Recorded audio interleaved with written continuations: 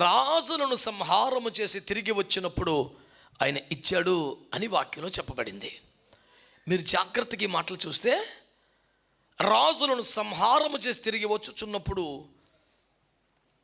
షాలేము రాజును సర్వోన్నతుడు దేవుని యాజకుని మెల్కీసెదకు అబ్రామును ఎదుర్కొని అతనికి రొట్టెను ద్రాక్షరసాన్ని ఇచ్చాడు. దీని ద్వారా ప్రభు ఏం చెప్తున్నాడు? ఒక జయ జీవితము కలిగిన వారికి ఇది అనుగ్రహించబడుతుంది అని ప్రభు మాట్లాడుతున్నాడు. అబ్రహాము ఓడిపోలేదు, జయ జీవితం ఉన్నాడు, రాజులను సంహరించాడు.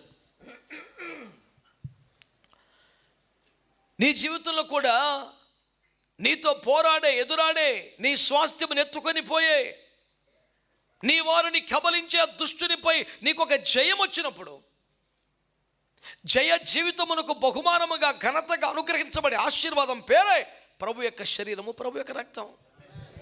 జయ జీవితం లేకుండా అలవాటైపోయిన బలహీనతలు పడిపోయి అదే లోపం, అదే పాపం, అదే వ్యసనం, అదే వీక్నెస్లో పడి చెడి ఆదివారం వచ్చేపాటికి యేసు రక్త వేద్యం హల్లెలూయా అని చేయి ఆపకూడదు. జయ జీవితం కావాలి. నిన్ను బలహీనపరిచే ఆశల, కోరికల, వ్యక్తుల, పద్ధతుల, విధానాల. హెబ్రీ పత్రిక 12వ అధ్యాయం 4వ వచనం ప్రకారం రక్తము కారునంతగా వాటితో పోరాడి జయమును పొందాలి.